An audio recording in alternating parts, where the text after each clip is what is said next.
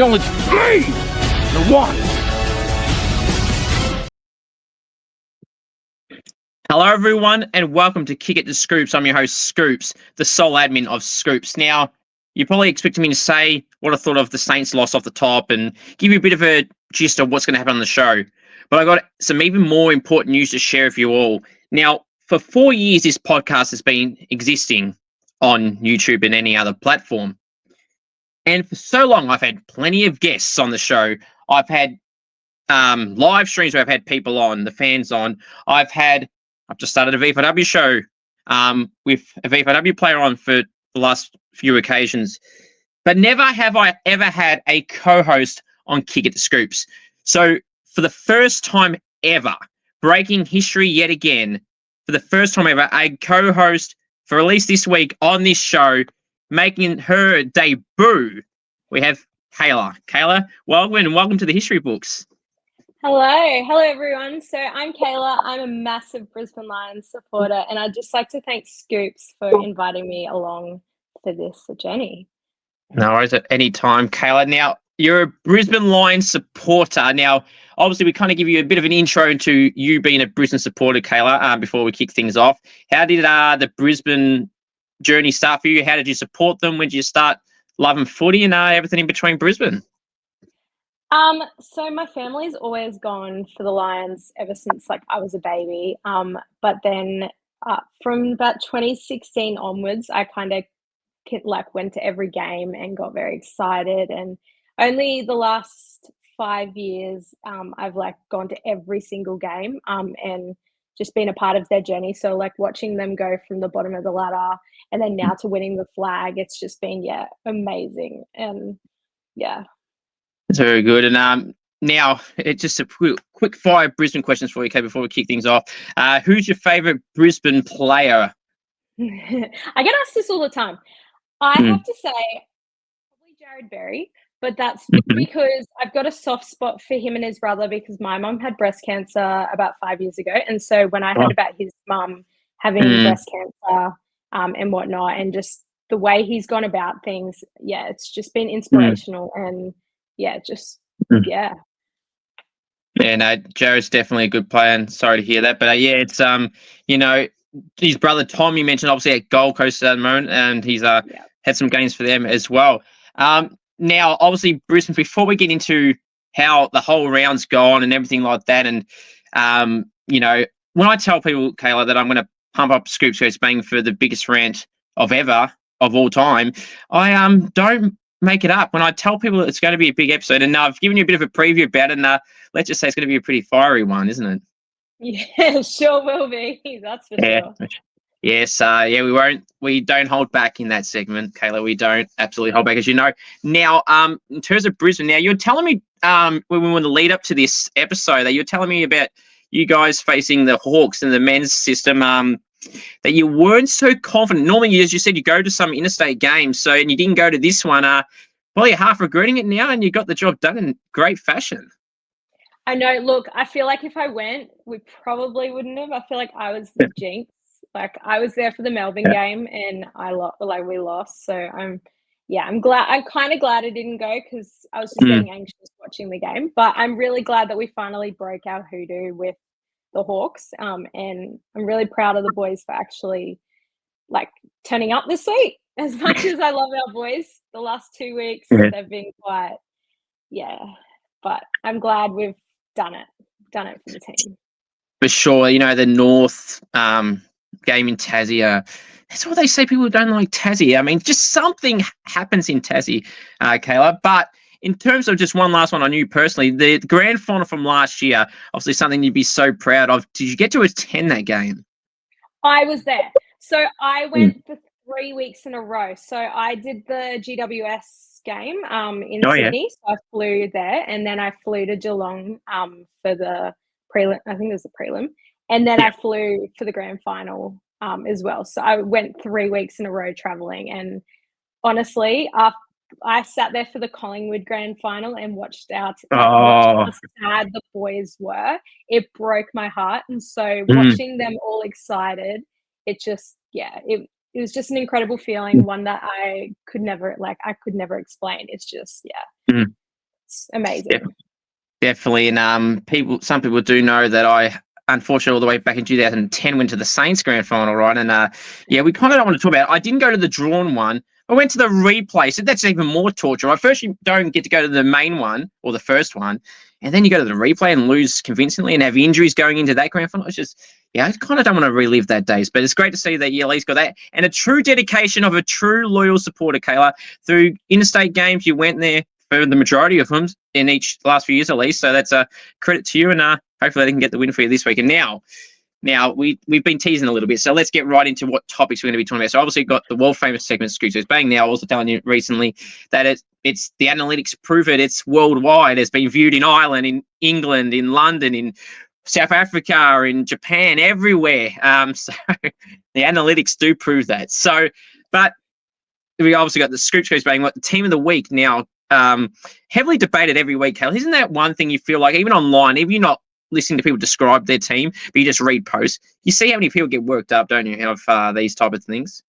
Oh, very much so. I just see everyone saying, oh, this person should have been on it. This person should have been on it. And they all start fighting with each other on it.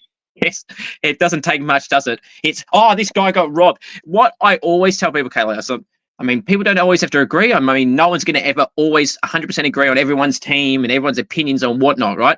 But one thing I would love for people to do is for people that just say things like, this is whether it's mine or just anyone's, like, this guy should be in, or this woman should be in if it's an AFW or VFW or whatever.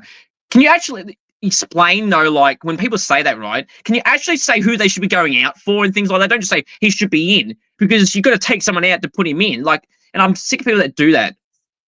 Yeah. I have to admit, though, the last few years, poor Harris Andrews, I know this is a Brisbane bias thing, but poor Harris has, like, missed out on a lot. Like, he probably should have been in the All-Australian, and he keeps, missing out. But, Yeah, trust me. Don't worry, you can be biased here because everyone says I'm biased with St Kilda. So, I've been told that for over 4 years before this page existed, or before my my face was on the screens, 10 years before that. So, trust me, I've been called biased so many times before, and that's fine. I don't care. I get used to it now. I actually love it now because it gets more people triggered than me now. So it's hilarious. Now, so Harris Andrews definitely one that gets underappreciated, and yes, well, I'll see if there's some Brisbane players that I've put in the lineup for you, not for you, for the team of the week, Kayla, this week. See if any of your boys are in the team. Now, before we do that, though, I've just got a few things to throw out. So, if you know any AFL, AFLW players, any state league players, people, and you want to see them on the podcast in a Goal King challenge or an interview, please do send me a message, and we'll try and get something sorted, of course. More people on, Kayla, the better. Now, it is time. Now, you probably haven't seen a full episode of this before, so you get to see the full thing in person, live and in living colour, as that's a wrestling reference, and in person live right now. This is no pre-recorded stuff. This is live. This is not take two. This is the first take. It's the world famous segment Scoops Goes Bang. Now, Taylor, I've kept receipts, as I was telling you off camera, with some of these things, especially the one that's involving the Saints and Gold Coast. We got Ross Lyon talking about Gold Coast getting handouts all the time, which is factually correct. And then Damien Harvey didn't take too well to that and then wants to bring up crowds, and then I'm going to reference crowds. Then the day after on SEN, Mark Evans, their CEO, was giving St Kilda swipes, like Gold Coast can talk about handouts. And then today, a former Gold Coast player, or current Gold Coast player, who used to be a player under Ross Lyon at Fremantle, Sam Collins, has decided to give his jab. So we're going to get to that very shortly. We've got Geelong and their handouts, so they're getting third-party deals, Kayla.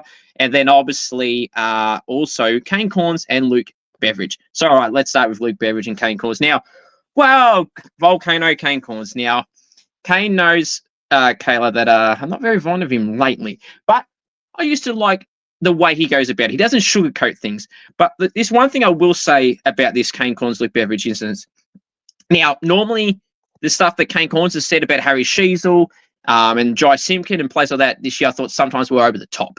Then he got a ban from the Bulldogs for being negative, he said. And then Luke Beveridge had that stash on the field. Now, what I'd want to say to people who stress enough here. Now, normally I'm not defending Kane Corns, but for this case I will. Kane Corns was doing his job for Channel 7 on the ground. Like, what is he meant to do? He's doing his job. Beveridge walks past. He's also doing his job by walking to where he needs to get to. Kane Corns turns around. Luke Beveridge turns around. Kane Corns and Beveridge start running the mouth of each other. Kane Corns says, Bevo, in other words, g'day. So what do you expect him to do? Like, just ignore him? And then Bevo started the argument, and they went back and forth. And then he said something along the lines of, you got the nerve to say that. And they started going back and forth. You can see Nick Rewalt trying to tell Kane, just don't worry about him and get back to the job. Obviously, it was through an ad break or something. Now, I'll be on the side of Kane Corns to a degree here, because what did you expect him to do? He said, Bevo, there's nothing wrong with that. Yes, they've got a bit of a rivalry, but so what? He didn't say anything to piss Beveridge off. Beveridge could have easily walked away and ignored him, but he decided to bite back and then start running his mouth. Now, for both of them, I feel like they both got their history, but what Kane Corns did for once wasn't wrong. He literally said Bevo, then Bevo started it. And I think they both just need to grow up a little bit, especially Beveridge in this example. I don't see what he did wrong. I think it's embarrassing, really, that they made a big deal out of it. But one thing I don't like is then when the post-game happens and they have the post-match presses, Mitch Cleary's a journo who I don't like at all, and it's well known now. But then he wants to try and make this a bigger deal than it already is. Well, it's not really a big deal, but trying to make it a bigger deal. Then Mitch Cleary goes in the presser and wants to ask Beveridge about Kane Corns' incident. And now, for context, people, Mitch Cleary and Kane Corns are basically best mates and working for the same network now, and used to be at the AFL website together. So he's going to defend his buddy, and he's trying to start Beveridge. But the one thing I did love about Beveridge, and he said to Mitch in that post-match presser, as people can go watch what they want, he's basically said, you ain't going to get a clickbait headline out of me, and basically told him to piss off, and then he left. And I love that Luke Beveridge stood up to Mitch Cleary, who is always a guy that loves to stir shit and is a pretty average journo. As for Kane, he didn't do anything wrong for once in this example. Beveridge did between them. But then Beveridge gave Mitch Cleary the return serve, and they all need to grow up, especially Mitch Cleary in that example. Now, Kayla, you did see this as well. What did you think about this interaction? Look, I feel like he probably shouldn't have even said anything in the first place. I feel like he started it by trying to kind of rile him up, like Bevo in a way, like rile Bevo up. Yeah. But I feel like, Bevo probably shouldn't have turned around as well. He should have probably just kept walking. But I get a lot of the AFL teams really don't like him. And I understand why, because he is quite harsh on a lot of the players when he doesn't need to be. But I agree with what you're saying as well. Yeah. I mean, it's look, they all had their wrong in some of the, like Kane didn't need to say nothing. No. See, Kane loves to stir shit up, so he probably got what he wants a reaction, and that's what he got from Beveridge. But the bit I thought from Beveridge, like you said, he could have just kept walking. He didn't say nothing. He didn't say a smart ass comment. You could tell that's probably what he wanted to get at. But Beveridge could either said Kane or whatever, or just kept walking. He gave him the look, the dirty look, and then opened his mouth. And then, of course, Kane bit back, and then you can see Nick Rewalt in the footage trying to tell Kane to just come back. It was embarrassing. It didn't have to happen. And then, of course, Mitch Cleary after the game tried to start it up again. And then Kane then on the next day on SEN wearing the Bailey Smith headband, started talking about it. And then Beveridge gets asked about it again. They're just I mean, it is funny, actually, to be honest, Kayla, from the outside seeing it. But, it's a whole situation they could have easily avoided. Yeah, definitely. For sure. Now, the next one, the Geelong cheating again. What a surprise. Third player payments. Now, people know that I've always said that Geelong are the most protected club in the competition. I mean, how many more examples do I want to give you? Umpiring is heavily in their favour each and every week, including on the weekend, 26-12 in the free kick count. Now, it doesn't always have to be even, but that's a gigantic gap. And considering that there was a decision where Tim English had supposedly a dangerous tackle that wasn't. Ollie Dempsey marks the ball over the boundary line and gets paid a mark. They get a goal from it. And then there were some other tackles throughout the game that were just completely ridiculous and heavily favouring Geelong. Then, on top of all that, you have that all happen. And then, the fixture, they get favoured in their fixture. They get what they want. Chris Scott can say whatever he likes about the AFL, whether he's right or wrong, and gets away with it. All the examples, and there's plenty more I could bring up if I really wanted to, about how they are the most protected club in the competition. And then this definition on the weekend, Kayla, well, it's been talked about for a while, but now it's kind of come to an conclusion. Caroline Wilson last night says that Geelong are going to be fined a six-figure fine. So in other words, not over 99,000. And this is why I want to say why Geelong are also, again, one of the most protected clubs in the competition. Now, if we look back to a fine, this happened in 2013 for a very similar incident. This involved Adelaide and Kurt Tippett.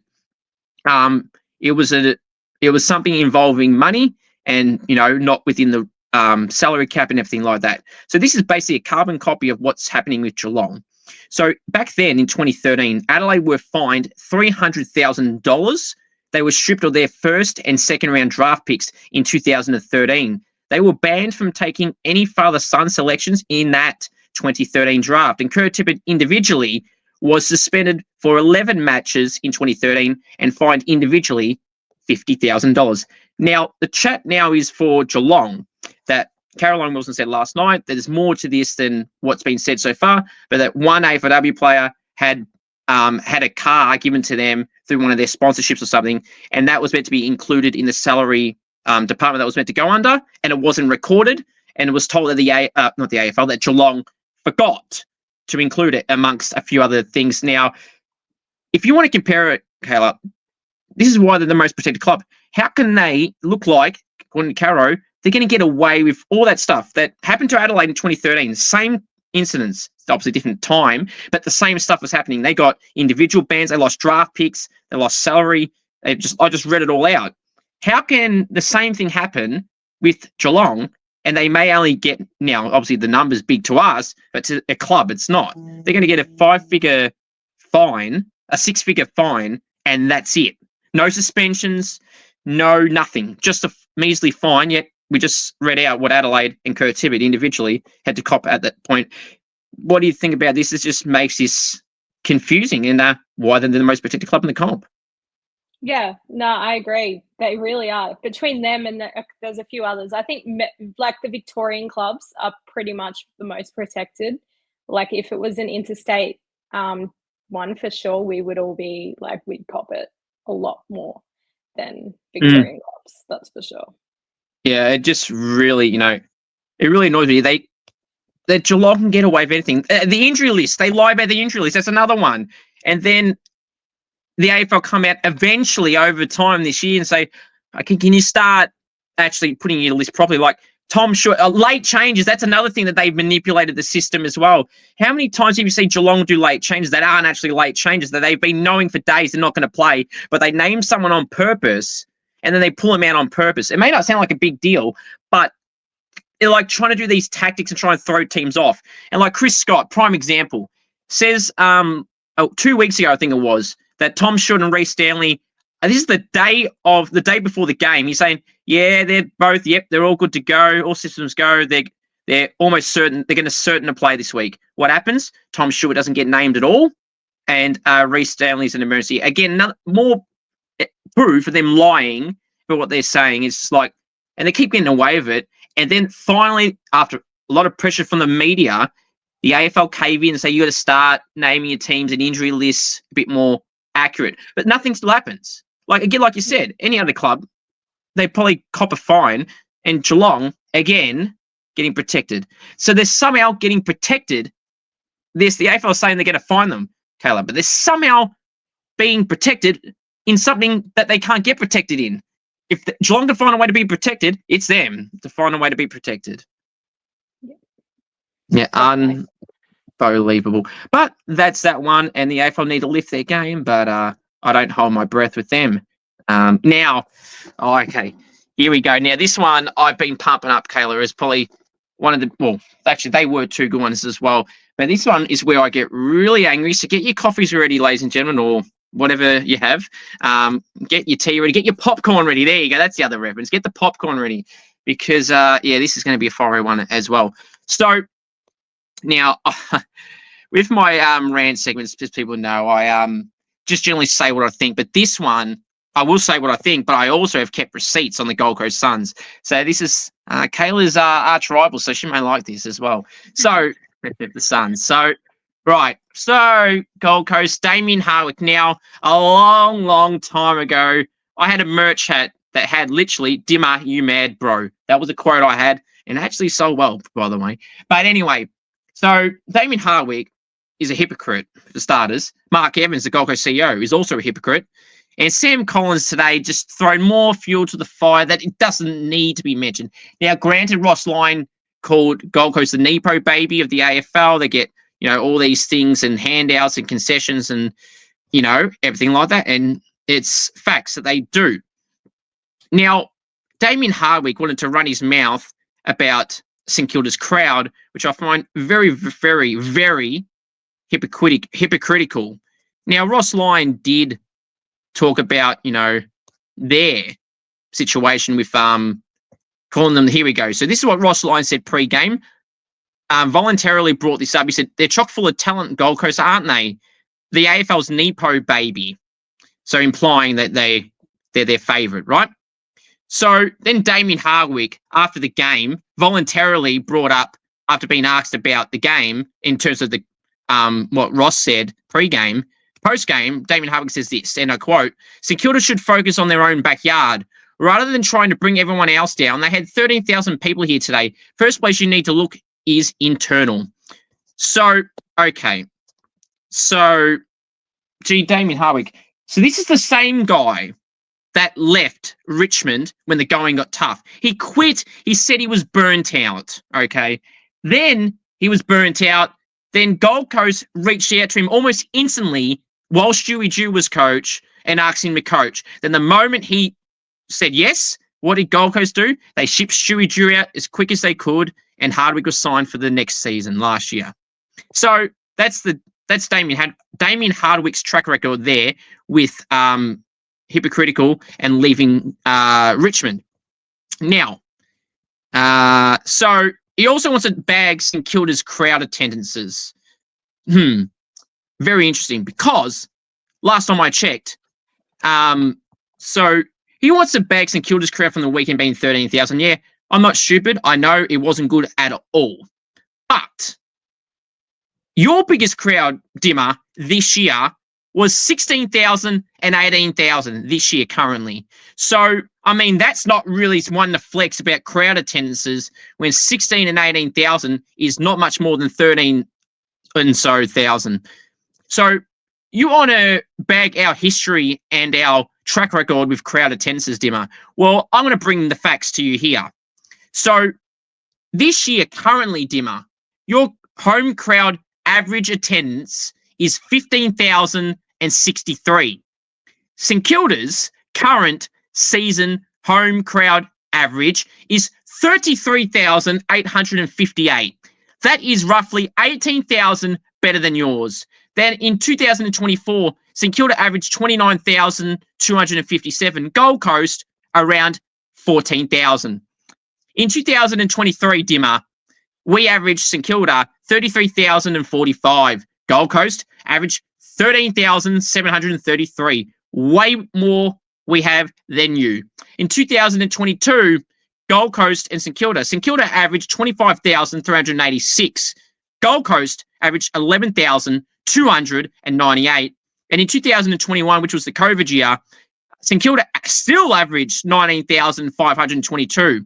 And Gold Coast averaged 8,437. So in all those most recent years, Dimmer, St Kilda had a better average. Now, on top of this is the cherry on top. Gold Coast's first ever year in the competition. You would think, it's a new team. Everyone's going to get around it. Your highest ever home crowd attendance average in this season, or in your existence rather, was 19,169. So your first ever season highest crowd attendance number average is 19,169. Our lowest of the last 5 seasons averages more than your highest ever home crowd attendance average. Dimmer, do not bring up crowd attendances again. Yes, I know ours ain't great. I've been saying it for a long time. But you're the last one to talk about home crowd attendances when your club's highest ever total is lower than our worst one of the last 5 years. Dimmer, you are literally mad, bro. Yeah, they bring that reference. Now, this didn't stop. The CEO, Mark Evans, decided to open his mouth on SEN as well and said the following thing. Here we go. Mark Evans, the Gold Coast CEO. I thought the comments were offensive and out of order. This is in regards to Ross Lyon.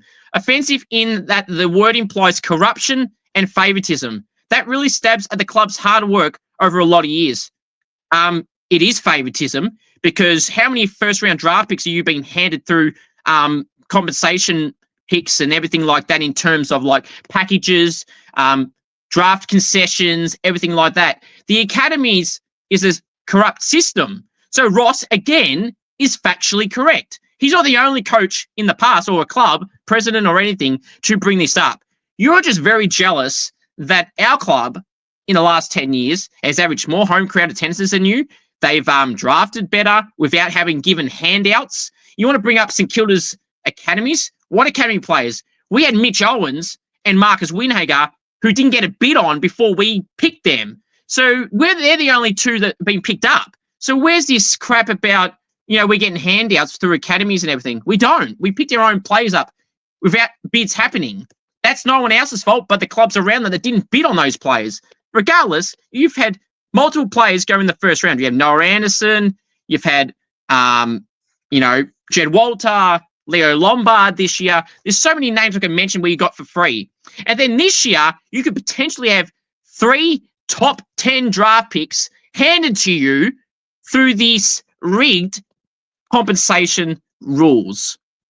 Don't talk about handouts. And then today, to top it all off, Sam Collins, who used to play for Fremantle under Ross Lyon, said this. Sam Collins, when asked what he thoughts on Ross Lyon's comments.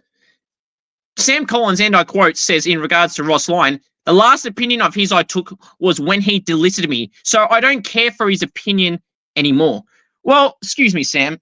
Now, you may be going very well for Gold Coast, but last time I checked, if Ross Lyon didn't draft you when they did from the VFL, your career wouldn't exist right now without Ross Lyon because he's the one who drafted you. Sure, he delisted you. Sure, you can be disappointed. And sure, you're a very good player now and you're going very well for yourself. But never forget where you came from. And I say this to anybody in anything. If Ross Lyon doesn't take a punt on you when you join Freo, this Gold Coast career don't exist and you're playing VFL for the rest of your career and no one would know who you are. So stay in your lane. Dimmer, you're mad, bro. Mark Evans, pipe down. And Sam Collins, mate, again, if Freo didn't exist, your Gold Coast career don't exist. Lift your game. It's all embarrassing. It's pathetic.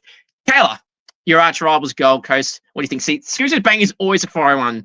Kayla, I probably get more angry sometimes, but I've gotten better. I've tried to do it in a calmer way. What did you think about all that in terms of the Gold Coast stuff overall? Any takes from it? Look, as much as everyone thinks we're like the arch rivals, they're kind of like our little brothers. So we're pretty protective of the Suns as well. But there's not really much more to say. You've kind of covered it all. But I think there's a lot of protected AFL teams in the competition, i.e. Collingwood, especially.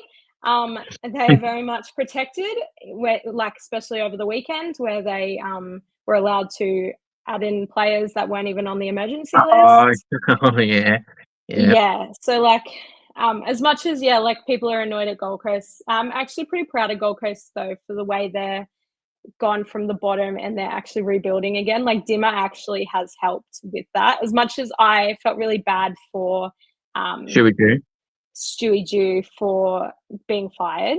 I think it was a blessing in disguise because we gained Stewie Dew and he's been amazing for us. But having Dimmer there is really revamped the club.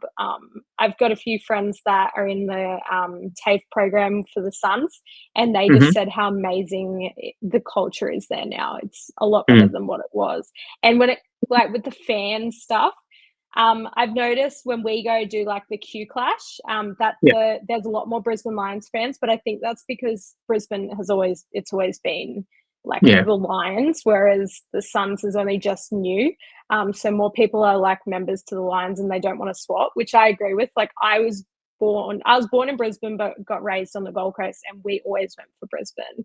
But no, I 100% agree with like the favoritism and that there is a lot of favoritism when it comes to the Suns, but also like Collingwood, especially, they're the golden child. As much people might hate on me for saying that, but it is true.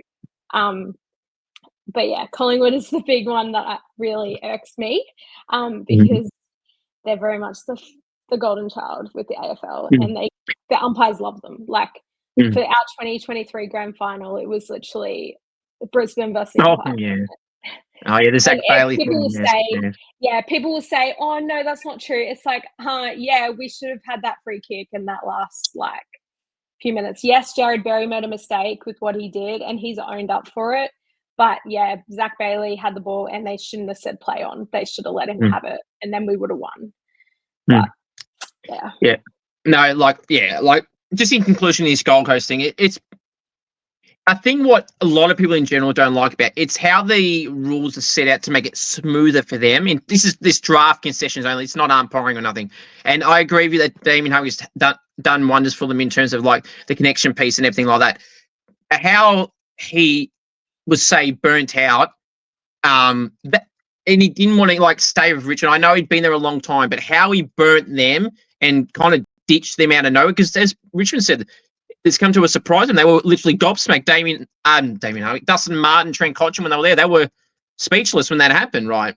And it left him out of there. And then it's like, was he really burnt out, or did he say that because he had already been approached by Gold Coast and wanted to take it? And if he took some time off, it would kind of smooth it off a little bit in his eyes that, oh no, I'm taking a break. And I magically Gold Coast appeared and boom, I got it. Like he always said he wanted to stay. And then he took the break and said he would go back.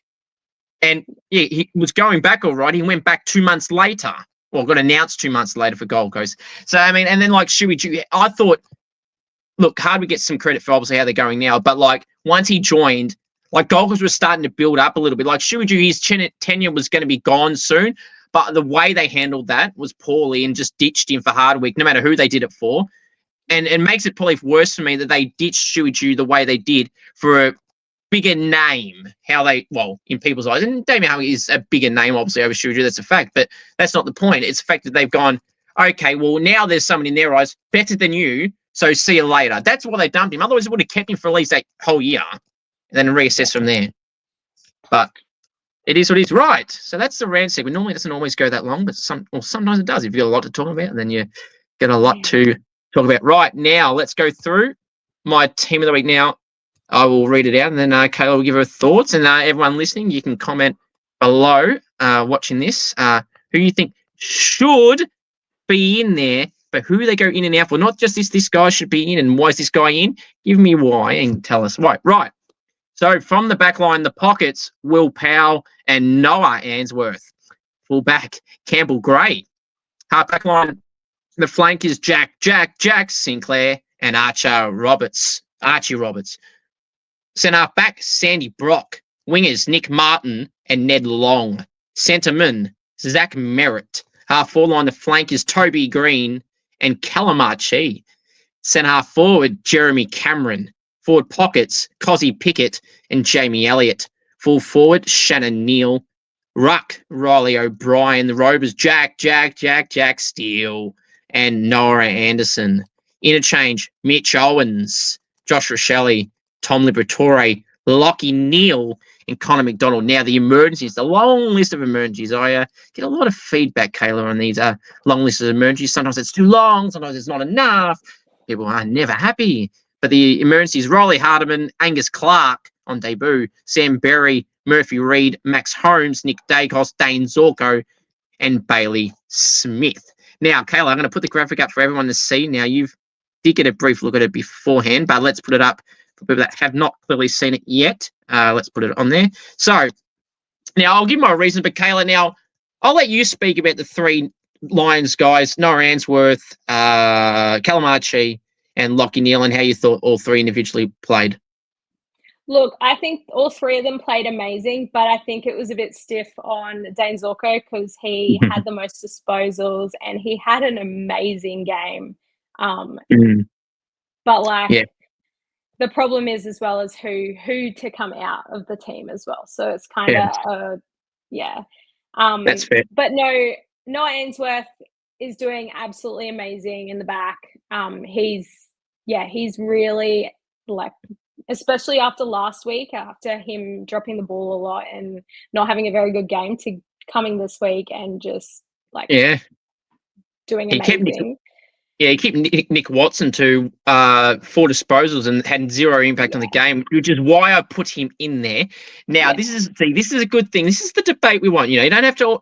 Some people like to just say they don't want this guy shouldn't be in just for the sake of being funny, and some people just agree with you just for the sake of agreeing with you. So this is why when I announced his team colour, I'll now go through some of the other guys and why I named them. So Will Powell, he did a job on Jack Higgins, who was before this round from my side, the same as equals second in the Coleman, and was kept goalless and had not much impact at all. So Will Powell did the role there and deserves a spot. Campbell Gray. Now I feel like this is the side, Kayla. This is the week where it's a bit of the unknowns. Well, unknowns to some, not to me, but unknowns to the people that aren't across the newer fringe type players. A lot of them were just on fire. Like, I'm looking just through the team right now. Like, most weeks you always hear the big names, and depending on how they've gone, sometimes warranted, sometimes not. But like, just going through this without detailing for a second, Campbell Gray, third gamer coming into this week in the AFL competition for Richmond. Sandy Brock was delisted. It was on Gold Coast list for 3 years and never played a game, and he's had a few good games for West Coast, and now he's in the team of the week. Ned Long was cut by Hawthorn not too long ago, was playing VFL for a year, and this year he's having a breakout season. Shannon Neal, not the names you would always hear, kicked 5 and obviously it warrants a spot.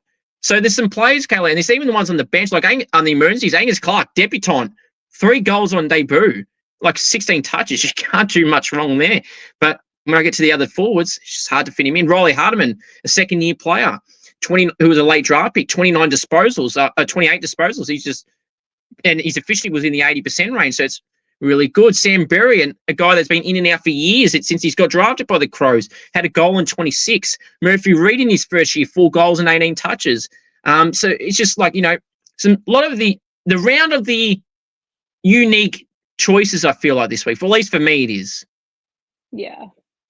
Sure. Now, definitely. Now, Campbell Gray, he had 16 disposals and like 9 intercept possessions for a young key defender and a player who's come through the VFL system for a few years before being picked up by Richmond.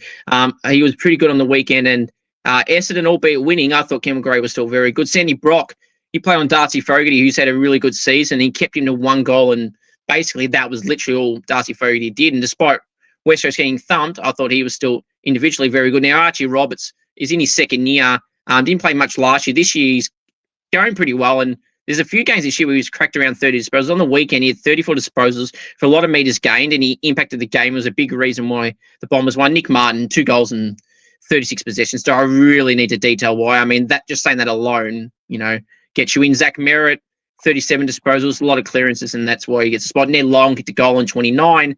A guy, as I said, come from out of nowhere, and this year he's absolutely relished the role of playing more midfield, and he's definitely taken his chances. Toby Green, game 250 was fantastic for him. 3 goals, 25 disposals. Easily could have kicked 6. He kicked the CLR against the Blues, and great milestone game for Toby Green to remember. Jeremy Cameron kicked 6, so obviously automatically gets in. Now, your man from the Lions, Callum Archie, 4 goals, 20 disposals. Gee, what a grand final he had, Kayla, and what a year he's having, or continuing on from that grand final. Yeah, Cal's just been amazing, honestly. He's been a blessing in disguise. He's very underrated, but he's great now forward line. For sure. And now he hasn't got a contract yet. The talks haven't progressed necessarily so quickly. He'd want to, no matter how long, you'd want to have him sewed up before it gets to around round 16. You might start getting a bit nervous if it gets that long, like any player. I know. Everyone's kind of talking about it at the moment, but I don't see them not giving him a contract. He's just an exceptional player, and I don't see him leaving either. His family's all here, and he loves the Lions. For sure. I've had his brother on, Brendan Archie, who used to play at Port. Had him on a few years back, and he said back then he was loving his time. And that was before the grand final. So, I mean, why would he want to leave? And he definitely, obviously, he'll get a contract offer. Whether more so if some other club throws a longer term offer or more money, then even then I don't think he'll leave unless it's something drastically different. But I mean, sometimes money talks, Kayla, but I think he'll stay, but we shall see. Now, Cozzy Pickett kicked 5 and had 26 disposals. He's in a good patch of form. Cozzy Pickett, Shannon Neal kicked 5. Jamie Elliott kicked 5 as well. Now, Riley O'Brien was really dominant against the Eagles. He had like 50 hit-outs, but even then, he had like 15 disposals, which is probably a rare number for Riley O'Brien. And his opposition combined for like 21 hit-outs, and he had like 50 on his own. So absolutely slaughtered Matt Flynn and Bailey Williams. That's not the first time those two Eagles rucks have been destroyed by a ruck in previous weeks. Rowan Marshall says hello. Now, Jack Steele for my Saints, 1 goal, 33 disposals, like 20 contested possessions, like 8-9 clearances. Despite our loss, he was still very, very influential. Noah Anderson, a goal and 36. I mean, again, I don't need to say more. He had 11 clearances and deserves spot on the team. Now, I just realised I can't believe I've just realised I forgot one of my favourite players, Jack Sinclair, in the halfback line that I did not mention. He kicked a goal, 29 disposals off the halfback line, pushed in the midfield in the last quarter when we needed to try and win, which he does well when he does that, and they should play him there more permanently, I would. He was really good, kept us in the game, and a very elite disposal player. Mitch Owens for my Saints as well. 2 goals, 25 disposals. Gee, if Mitch could kick his set shots, Kayla, this could have been one of the most insane games all year. This could have been a 5 goals, 30 disposal game. That's how good he was. But his goal kicking lets him down, and it frustrates me. He holds the ball differently to some. It just sometimes a different, run up where everything works, but I don't think it's working for him. But he's always done it. And it's his 4th year in the comp now. So, I mean, whatever works, but I still don't think it works 4 years in. Josh Rochelle kicked 5, so that was a non-negotiable. Tom Liberatore kicked a goal on 32 and had like 20 contested possessions. Lockie Neal, Kayla, had around 32 and had a lot of impact in the game with a lot of clearances also. Yeah, that's our Brownlow, dual Brownlow medal. Yeah. Just quickly before I get to the last name, what do you think about the Brownlows that he won? Do you hate here in the chat of, he didn't deserve that one, or that one was bullshit and all this crap? All right, so the first Brownlow that he won, he absolutely deserved. Yeah. Then the one that Patrick Cripps won the year after, Patrick didn't deserve it. He should have been suspended due to concussing one of the Brisbane Lions players. And he got away with it. And Lockie Neal should have won that one. But then the recent one where Lockie won, he even said, he was like, I shouldn't have won that. And we all agree he shouldn't have won it. But if you think about it, it made up for him not winning that other one that Patrick won.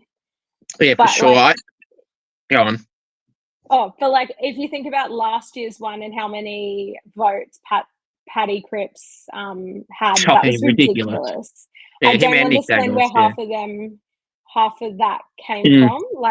Yes, Lockie Neal definitely did not deserve it last year, but there was a few that I was very shocked didn't get it. Or even the points. I definitely did not have Patrick Cripps or even Dacos to win it, because I'm pretty sure Dacos got injured at one stage last year and he was out. A few weeks. Yeah, well, this is why, Kayla, I always tell people that the Brownlow is rigged. I also say the umpiring is rigged. I mean, you can mount it. You know what I love?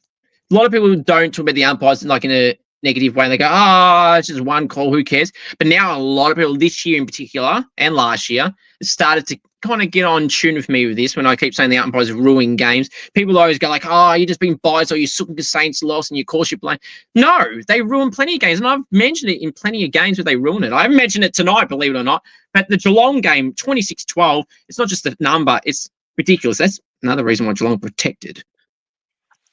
Yeah. But yeah, now the last name on that team of the week was Connor McDonald. He kicked 3 at 20 disposals for the Hawks, albeit they lost. That's still a pretty impressive game for someone that plays in half forward and pushes through the midfield. Now, Riley Hardiman, he had 28. I really wanted to put him in, but I just couldn't take out any of the other defenders on the field, especially if it was anyone, it was going to be Answorth or Power, but then they both locked down their opponents in Watson and Higgins to keep them both goalless and minimal impact. So, I mean, it was just really hard to not put him in. And then if you look at the bench, if you want to put him on the bench, it's hard to take him out for a guy that kicked 5, a guy that had goal on 32, 3 and 20, goal on 34, and then Mitch Owens 2 goals, 2 and 25. So it was just really hard to put him on. Same for the debutant. Angus Clark, Kayla, he got the rising star in his first game for the Bombs. I don't know if you saw that, but 3 goals, 16 disposals in your debut, 2 goals straight away in the first quarter, I think it was. A pretty impressive bloody debut and one to remember. I know. I was watching the recaps of it and his family and how happy they were and how they were filming it. And I just thought, oh, that's so cute. Yeah, but it's just amazing. For sure. Now, in my so that's my team of the week. I mean, I saw Nick Dacos, and I want to bring this up because I know some people will debate this. 38 disposals, but now, again, 3/4 time, they were in the balance to lose that. He was on 21, which is not a bad number at all, but I didn't think the 21 at that point, they weren't really impactful. There's a lot of turnovers in that and little, non-impactful disposals. And then the last quarter, though, which made this hard for me not to put him in, because he had 17 disposals in the last quarter alone, which is bloody impressive. And they were in the chance to lose it. Then they thumped North in that last quarter. So I'll give him credit for that. I was this close to putting him in, but I didn't because, I don't know, it's a debatable one, but that's anyway. Now, let's go review, Kayla, and preview the weekend's games. Now, we'll go with the round 11 games. So we'll start off with Thursday night. It was that Geelong game. Pretty good game. Probably the game of the round. Geelong 127, Western Bulldogs 113. A high-scoring affair, Kayla, and you don't normally see a side score 113 and lose. Yeah, exactly. What did you think about that game? It was a pretty fire one. Bailey Smith debate going in, how many fights are going to be, how many jabs at the crowd, and all this Ballarat crap, or we don't want to play in Ballarat rubbish and all this shit. What did you think of all that pre-game stuff, and what did you think of the game itself? Yeah, I was a bit I wasn't sure how it was going to go with Bailey Smith. I knew the crowd would boo him because obviously he's said a fair bit of stuff that he meant, and then Bont obviously responding to it as well. I honestly thought Bulldogs were going to get up though. I barked for them. I honestly thought they would win just to be spiteful with Bailey Smith. And they were actually saying they weren't sure whether or not Bailey Smith was playing because he was out. Yeah. He wasn't training at one stage. So I was kind of also is he just going to pretend not play just because he doesn't want to play against his old team? Or what does he want to do? But it was a really good game and it was definitely one to watch. And it wasn't the result I was looking for, but it was a very good game. Well, to be fair, I don't really like either side, but Geelong's my most hated club. If you couldn't tell already by just this conversation alone. So, I mean, I wasn't happy either way. I try and think of it as this, Kayla. I go, okay, I don't like either team. One of them lost, so haha, Bulldogs in this case, but not happy of who won, though, of course. But yeah, now Bailey Smith says post-game, Kayla, that he says, he probably wouldn't have got up and played if this wasn't Geelong or a finals. So, Bulldogs or a final. He probably wouldn't have played if that was the case. And, I've got to super coach him. I don't know if you do super coach, but I've got him in there, and he'll be pissed off if he's not playing this week. Yeah, no, I don't do super coach. I know a few people that do though, but yeah, you'd think he would play because he is a Brownlow contender for this year. I have seen on a few of the sites that he is definitely up there with Nick Dacos. They're not sure, it's still Nick Dacos's favourite, but he's definitely Yeah, I generally don't know how Nick Dacos is a viable contender. They're like one where you'd be very confident on. Don't get me wrong, they've been very good, but I find it a bit interesting. Now we speak about the Brownlow just quickly before we go to the next game. I do my own Scoops medal, right? So it's not rigged, it's not biased, it's a great award. Now, fun fact for you. And anyone that does not know, Kayla, I've had 4 installments of this Scoops medal. So 2021, 2022, 3, 4, and this will be 2025, obviously. Now, the inaugural winner, funnily enough, people could say I did this on purpose. Now, in 2021, the inaugural winner was Jack McRae. He played for the Bulldogs. He won my inaugural medal. Who joined St Kilda this year? Jack McRae, my team. So you could kind of say I was an omen. Maybe I let him win in 2021, knowing that I was like, okay, I'll let you win this, and you come to my team, and it's all good, well and good. And it's funny because I take it the piss taker. Obviously, I didn't know that back then, but I take the joke and I go, that's why I let him win the first one because I knew where he was coming. Yeah, and then I've had Tuke Miller win it. I've had Jack Sinclair win it. And then last year, who won last year? Oh, yeah, Tom Green from the Giants. So, yeah, I've had a lot of good winners. So, there you go. Right, the next game was the dream time of the G game. Essendon 81, Richmond 58. Now, they had no Toby Nankervis. They managed him through this game. Tom Lynch had concussion, and Jane Short still hasn't been back, and they had a few other experienced players missing. Is this the result you expected but gave Richmond a chance considering Essendon all over the place? But then again, Richmond did have some of their experienced players out, and they don't have many now left with them. Look, I actually expected Essendon to win purely for the fact that I knew that there was quite a few Richmond players out and they're still rebuilding Richmond. Yeah. But I honestly didn't think that game deserved the primetime spot. No, I think they should have definitely put a better game on there. Like, as much as I like both teams, don't get me wrong, I just don't think that they should have had that game in that slot on a prime time. Yeah, unlike some of the other games that were at in the afternoon. So like the Hawks and the Lions, for instance, they probably should have been in that spot because that was a closer game. Well, I mean, it should have been a closer game. But yeah, no, I agree. But I think because of the occasion of the game itself and what the occasion is, I feel like that's why it was that. But then they could have had that Saturday night where they've always had it on a Saturday night, that game. So, again, you switch a few over. It can be done, but the AFL, I'll talk about the AFL and their excuses over time. Yeah, that'll be one of many things. And just quickly, what do you think about how the AFL is running this year? Pretty dodgy. They're blaming the umpires for that vision with Lockie Schultz, saying they didn't hear it. Then we hear the vision that they did hear the umpires. Then the AFL blame the umpires, and the umpires blame the AFL. Then the AFL is now backing out of it. It's a shit show, the AFL this year, in terms of how they're operating with things. Oh, it's just disorganised, especially with the cyclone here in Queensland, and how they had to change all the games around. The poor Gold Coast Suns and Essendon are playing 2 games in a row, 2 games in round 24. How are they supposed to do that if they're going to be in finals a week after? It's just not going to make sense. And it's it's a bit of a... Yeah, it's very, very interesting how that's when I could go on for hours with how rigged the AFL is and how out of touch they are. Everyone enrolled. That's Andrew Dillon. That's Laura Kane. That's Michael Christian with the MRO. It's the tribunal themselves and everyone else in the AFL that makes these ridiculous decisions and things they do. Now, the next game to go through was, where are we? It was on Saturday, Carlton 82, Giants 110. The Giants by 28 points. I mean, Jitos have been a bit hot and cold a little bit this year, but they lost to Freo badly the week before, 5 goals. This was the result I expected, to be honest, because Carlton aren't much chopped this year at all. Yeah, look, I had Carlton, but that was because GWS have, I never do, but I did in favour for Tan Gorringe. Oh, God, him and I have a bit of back and forth because he doesn't like the Lions and I don't really like Carlton, so I kind of just stir him up with that. But I backed Carlton, but that was because GWS has been hot and cold, and I just didn't think, especially being at Marvel, I was like, oh, this is not I honestly thought that Carlton would have just gotten the win. I thought it would have been a close one, not as much as what GWS. I'm a big, I'm not a Giants fan, clearly. I'm a Security fan and never will change, never will. I hate, by the way, people that change teams, you're fake fans, and I don't agree with anyone that does that.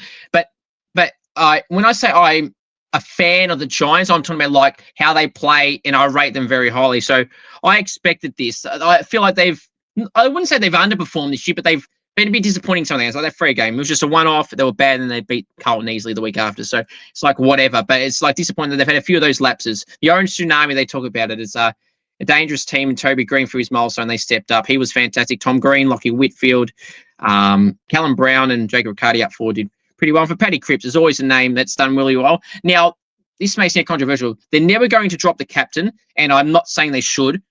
But do you feel like his form, though, has been throughout the year been a bit whatever, and if it wasn't a big name player, like he might like get not. Well, yeah, he would get dropped because he's getting solid numbers, but nothing outrageous like we expect from someone on that high level. Oh, definitely. Yeah, his form has just dropped ever since, like, I don't really want to say like ever since he's become like a dad and whatnot, because like he's obviously, I'd say he's a good dad, but like I think he's just more sidetracked on like family life now, and he's just getting older and he's just more prioritizing family. And yeah, you can definitely tell his form is dropped. And he was one that, same as Charlie Curnow, actually.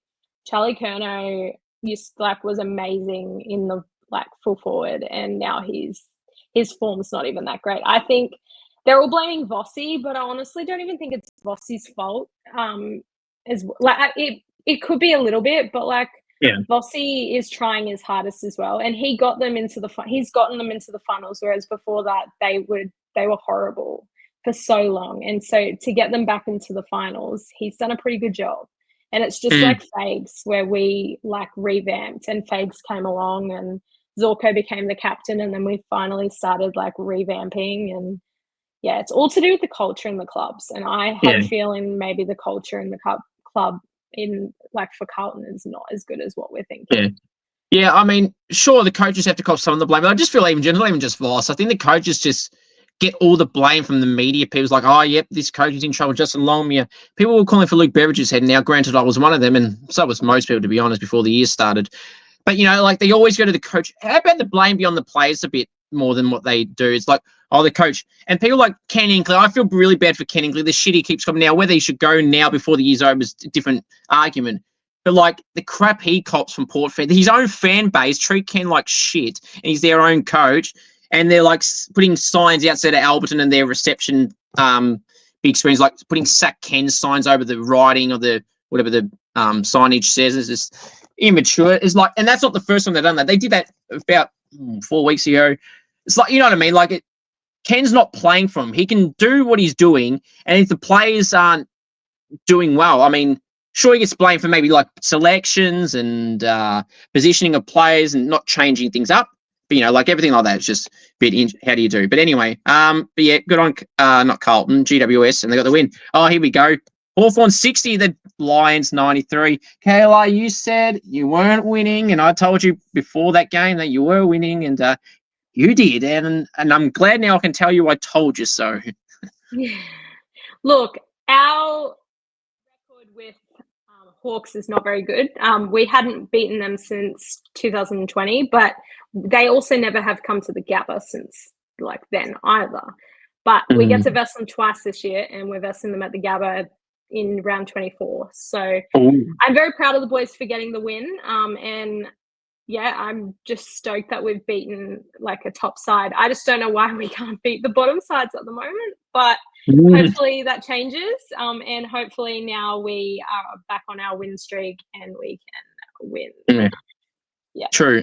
Now, with the teams you say about the bottom teams and stuff, I don't know. I think I've kind of cracked some of these clubs out. This is not about Brisbane, it's about any team that are near the top or they're playing a team directly below them. So I feel like it's an arrogance thing. They just, some teams, not saying Brisbane do, just anyone, sometimes they just think it's going to happen. They're like, West Coast or North, shit.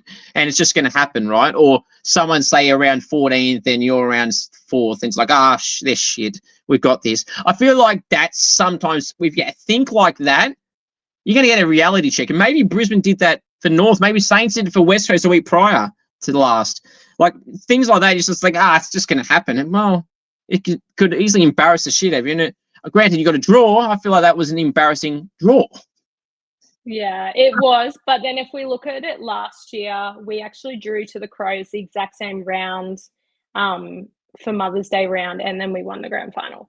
So if we look at it like that, we could, like we're kind of, all the Lions fans are kind of thinking like, like just because we lost last week to Melbourne, we could potentially still be on that way because we haven't lost half as many games as last year because, we lost a lot in the start. But, it was quite sad and we were very disappointed in our boys. But, Yeah, very, very fun fact there from Kayla. I like that. North Melbourne 63, Collingwood 108, Collingwood with 45 points. Now, I've been very, not hypocritical, very critical of North Melbourne this year being non-competitive. Now, this is why I've called them non-competitive. That whole effort in that last quarter, Kayla. Now, you can lose a quarter and lose it by 5 goals, but how you go about it is that how it went. 8 goals or 9 goals to 1, Kayla.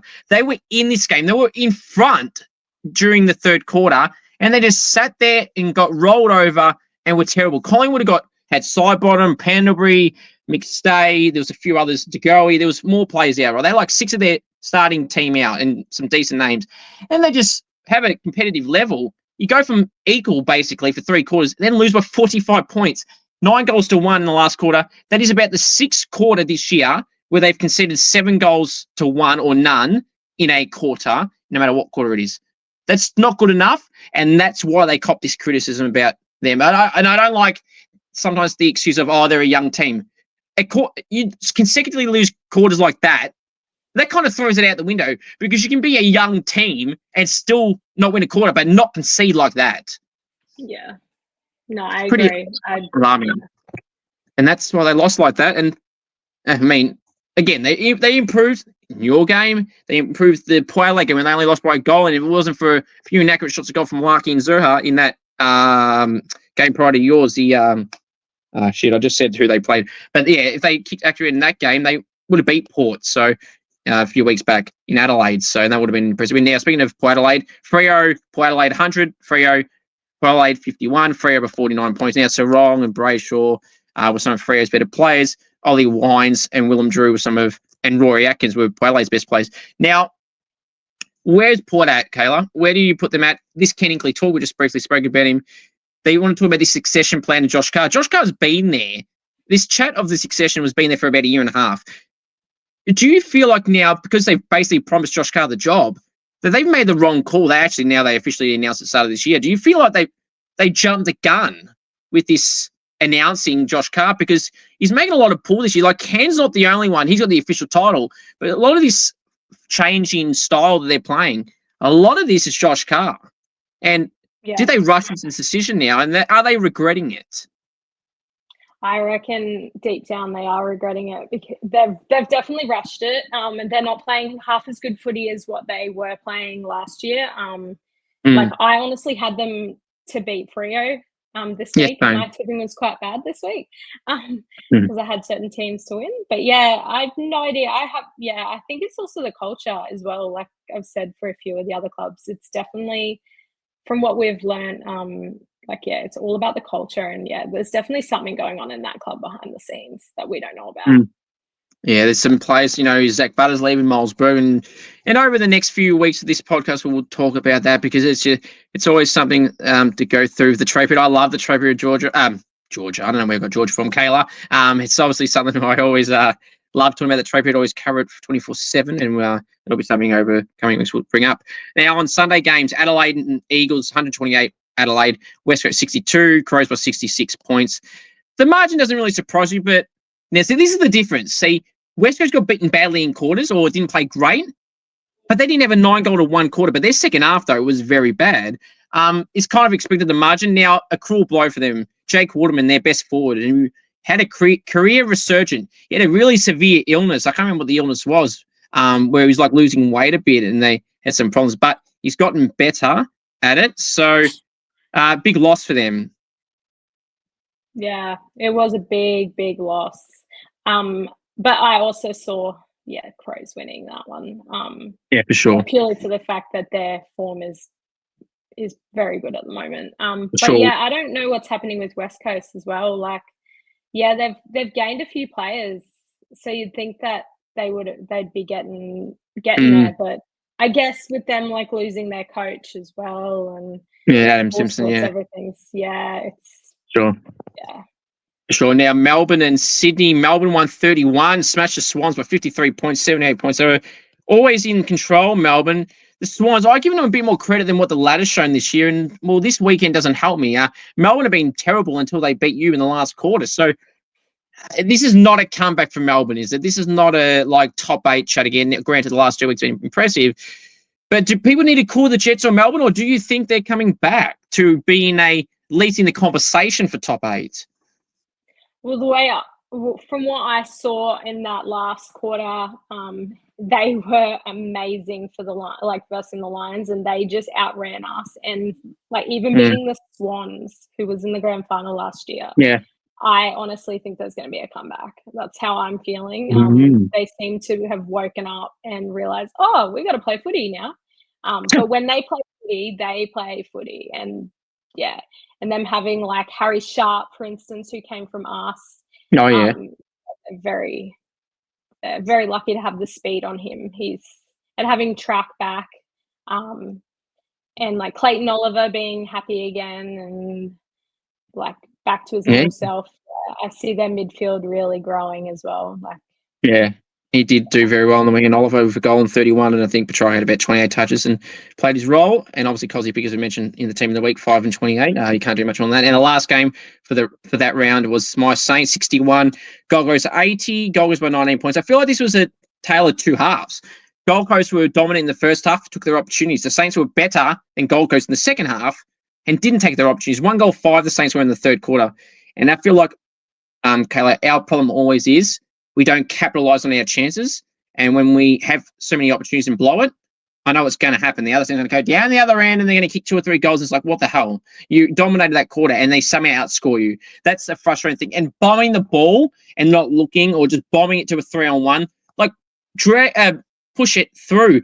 St Kilda, they stop, mark it, get their hands out, but they don't look where they're handballing to. They're handballing to a guy who runs past. You don't need to handball to every player that runs past the ball. Some players, and I blame sometimes the players that are running towards them. Say you got a right footer, right? And you run to the left-hand side of the player on the mark.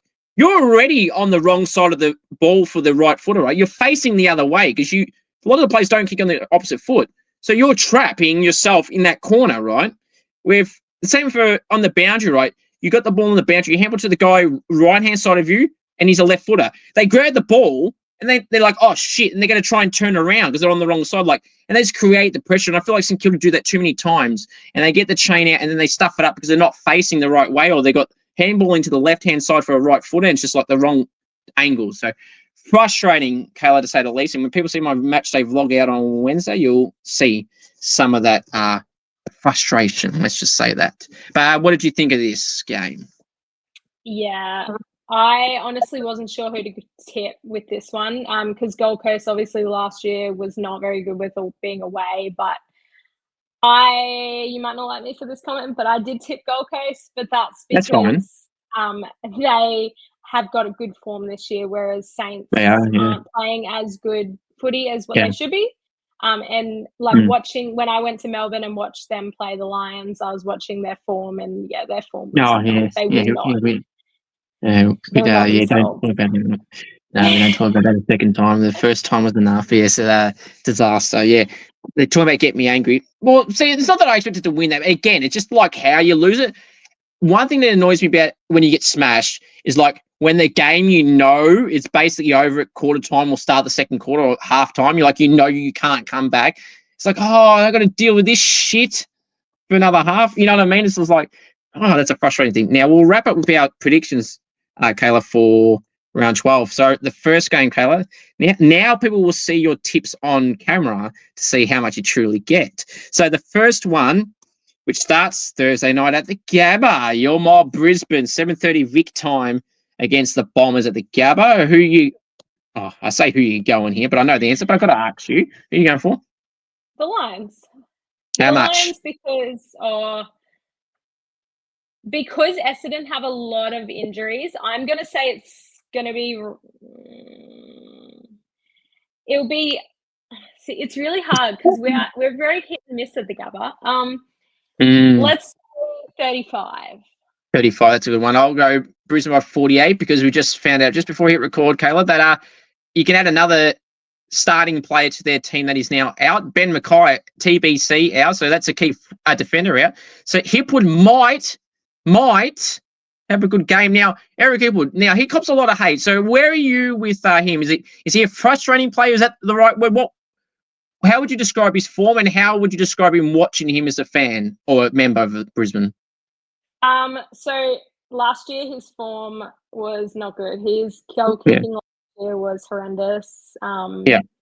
But this year, ever since we lost Joey, his form has, like, the start of the year he was a bit slow, but now he's really progressing, and I think he's really working for it. But yeah, the fans still are really mean towards him, and I don't get it. Like, he's just a player in people's eyes. Like, people need to realize he's a human. And like Lockie Neal posted on his social media about all the hate. Like, they're all humans. They've all got hearts too. We should be treating them with like dignity and respect rather than just hating towards them. It's just a game at the end of the day. It's not it's not like a competition of who's gonna lose, like something in particular. Like, it's just fun. Yeah, exactly. It's funny too that, no, that's not funny, but what's funny is that people sook about their bets and shit.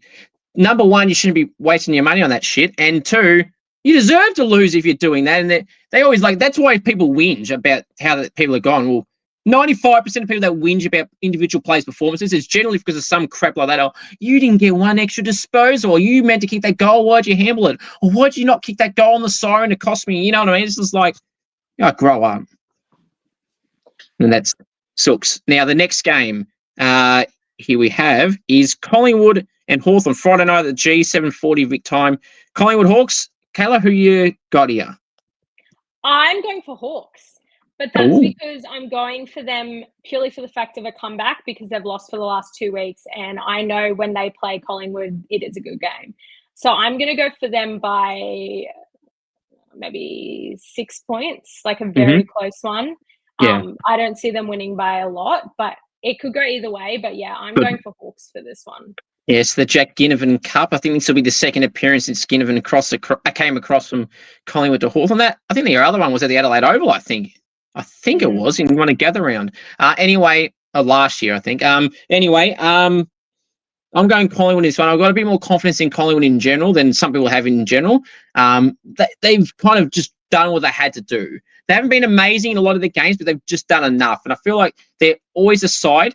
Now, we hear the conversation, Caleb, people that say things like, Ross Lyons said it perfectly for St Kilda pre-game. That wasn't about the Nepo baby bullshit with Gold Coast and all that handed gifted concessions they get. It was about like saying St Kilda's not a side that can just waltz into a game and just roll over and win.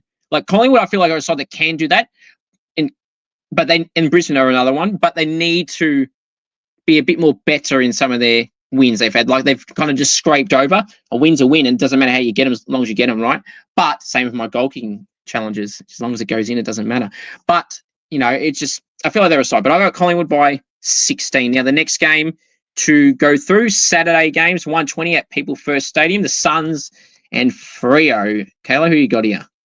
Oh, the Suns. Easy. But I'll say maybe about 20 points, roughly. Like, I see them winning, but not by like a crazy amount. But the Suns is pretty hard to beat at People First.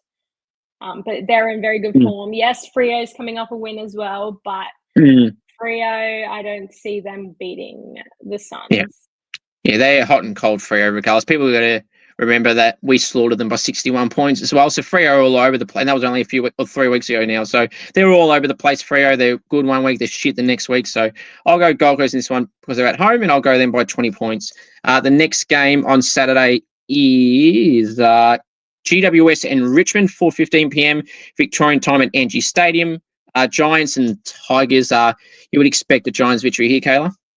Yeah. Giants. I'd say Giants by 40. 40. That could happen. Richmond's form is not very good. They've lost all their players, like all their good players, and they're kind of revamping still. Yeah. They knew going in, but I mean, for a credit I will give them, they have given them this year.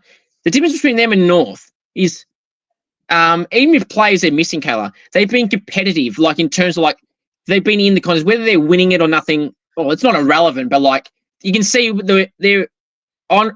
People don't like the term honourable losses, but they're not like getting slaughtered. Yes, it's a rare game when they get slaughtered, but generally they're in it. Like the game on the weekend, they were in it for a little bit against Essendon, for a lot of it actually, until the last 20 minutes. So that's what I mean. Their losses are like they're in it, And it's just a few little lapses. I feel like if they can fix that, they can win some of these. And if Nan Kerber's back this week, I would assume, I don't see them winning at all. I think this will be one of those rare blowouts that they've had this year. And I'm going to go the Giants for 50 points, but we'll see what transpires there. The next game to go through is Saturday night at the SCG. It's the Swans and Crows, 7:35 Vic time. Who you got here, Swans or Crows? I've got Crows. I've got Crows by 12. Purely for the fact that Swans' form is not as good as what it was. And I honestly have been tipping them at the SCG and then just not winning. And Crows is coming off a pretty incredible win. And I just don't see them losing to the Swans. That's fair. I've seen them drop off a little bit Adelaide with some games, not the West Coast one, but before that, there's a few, they're showing some sides a little bit different. But I am going to back the Swans at home. I've been doing fair few like you have, but the few times I have that, I think they won, like that Carlton game. But I'll go the Swans by 15, and Crows may get Tex Walker back, who was laid out last week. Now, the next game of the two games on Sunday, first involves my Saints, but all the way in Alice Springs, Melbourne hosting the Saints, 3:20 on Sunday. Kayla, who are you going for? I'm going to go... Who did I go for? I'm going to go for Melbourne by 6 points. 6. It's very only a goal. Yes. Because Melbourne's form is great. Yes, Saints are very good with the top sides. Like, seem to be. Last year, they were the comeback like kings when it came to like smashing the top sides, like especially when the top sides were winning and they just managed to get over the line. But I don't know. Melbourne's in quite a good form at the moment, and Saints are a bit hit and miss. Yes. So yeah, I know you're going to back Saints, but I'm going to back Melbourne for this one, I think. Yeah. I'm going for Saints. Fun fact, I don't normally tip against St Kilda, but I did against Brisbane, by the way, so just letting you know that. There you go. Yeah. I didn't. It was one of those cases, Kelly, if I get it right, then I go, well, I got it right. Or if we win, I go, it's okay. I got the tip. I couldn't care about the tip. I got the real one right real one right in my team one. So, but yeah, no, I'm tipping Saints. And even I know Melbourne's had 2 good weeks, but I feel like I still don't think Melbourne are going to be so that makes the 8. Doesn't mean they can't win these, of course, but I just feel like they could quickly be like us, where they could have a really bad game against us, and we could be really good, and they could be really bad, or vice versa. So I'll back us in, and I'll go by 5 points. 4 points. I'll change that, 4 points. Right, and the last game to go through Sunday night at Optus Stadium in Perth, 7:20 Victorian time, 5:20 Perth time. At Optus Stadium, it's West Coast and Geelong, Kayla. Oh, Geelong by like 50. Oh, actually, I reckon 60. Just because West Coast form is, as much as they are trying, I don't see West Coast beating Geelong. Yeah. Because it's in Perth, I'll lower the margin. I will tip Geelong by 40 points, but God, I hope the Eagles win, because that'll be a fun episode to brag about Geelong losing to a bottom team. And considering Geelong people I know been giving me stick for losing to West Coast in Perth, well, how karma would be great if they lost to them. Now, just quickly before we wrap things up, Kayla, it's been a great first episode for you having you on. The mid-season draft is tomorrow night as of this recording, so Wednesday night, starts at 7 p.m. It's on the AFL app. Where some clubs have list spots open, and just some names I'd quickly want to go through for people to keep an eye out on. Tom McCarthy's a name who will go very likely pick one to West Coast. He's from Richmond's VFL. I think he's 23 years old off the top of my head. Dom Brew, who was stiff not to get picked up by the Bulldogs in the preseason, a midfielder from Werribee, a gun, probably the best VFL player there is. Harry Grintel from Werribee is another name to look out for. Hudson Garoni from Werribee, a tall forward. Loves kicking goals for fun and gets a lot of disposals as well. He's one to watch out on. Jack Vitale, the former Saint, playing at Coburg, averaging 39 disposals in 6 games this year. He was very set to be cut from us and Collingwood. Archer May, Collingwood really want him, and apparently they've said they'll pick him. He's a key forward from Subiaco. I think he's only 19 or 20, so a long-term project as well, and killing it for Subi in the waffle. Braden Crosley, former Sun, obviously been playing at Southport since he got given the brute fly Gold Coast probably 4 years ago now, or 6 years ago even. Essendon will definitely pick him up if he's available. And the one I'll leave everyone with, Adam Tomlinson.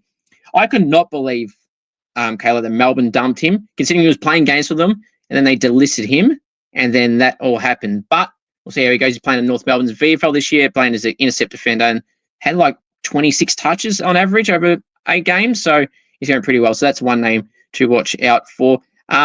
Now, Kayla, it's been a great first episode having you on. I really do appreciate it, and I'm sure hopefully the feedback is well received here. But yeah, how did you enjoy the first episode? No, it's been really great. I've never been on a podcast before, so it's been really good to like talk about my favorite thing, which is footy. But yeah, it's been really good. Absolutely, Kayla. It's been a pleasure having you on. All the best for everything you do, and we may see you on again sometime soon. Appreciate you coming on, and good luck this week for the Lions. Thank you.